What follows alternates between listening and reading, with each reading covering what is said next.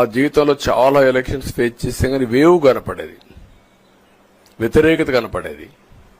కానీ ఈ ఎలక్షన్లో ఎక్కడో అమెరికాలో ఉండే వ్యక్తి ఒక 5 లక్షలు 10 లక్షలు ఖర్చు పెట్టుకొని నేను రావాలి, ఓటేయాలి, రాష్ట్రం నిలబడాలి, ప్రజలు గెలవాలి అనే ఆవేదనతో వచ్చారు. ఎక్కడో పక్క రాష్ట్రాల్లో ఎక్కడో